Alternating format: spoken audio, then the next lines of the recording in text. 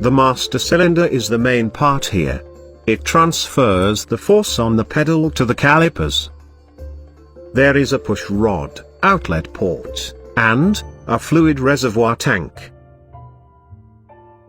Let's see what's inside the master cylinder. There are inlet ports for the fluid to reach the cylinder, compensating ports, primary piston, secondary piston, retaining springs, and piston seals. Now, let's see how the master cylinder works. When you press the brake, the push rod pushes the primary piston, closing the first compensating port. This creates pressure in the cylinder, which pushes the secondary piston, and furtherly closing the second compensating port.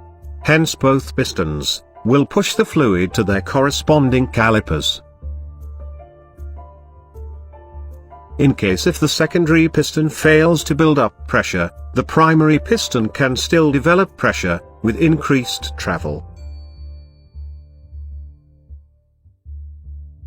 And if the primary piston fails, the secondary piston will not receive any pressure to move. So the push rod at the end of the first piston can push secondary piston, which requires much force to be applied on the brake pedal.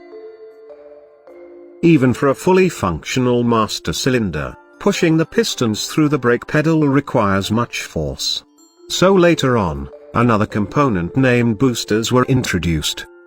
The brake booster comes between the pedal and the master cylinder, and utilizes the vacuum from the engine, assisting the brake pedal and makes it easier to apply brakes. Let's take a look inside the servo. It consists of a valve rod, dust boot, air filter, valve spring, diaphragm spring, vacuum check valve, hydraulic push rod.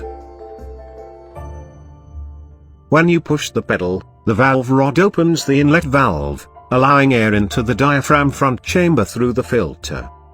This air, along with the vacuum created by the engine in the diaphragm rear chamber, pulls the diaphragm, and furtherly pushing the push rod towards the master cylinder.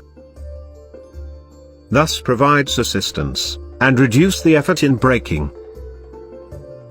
And that's how an automotive braking system works. Thanks for watching, and stay tuned for more presentations from Autotech Labs.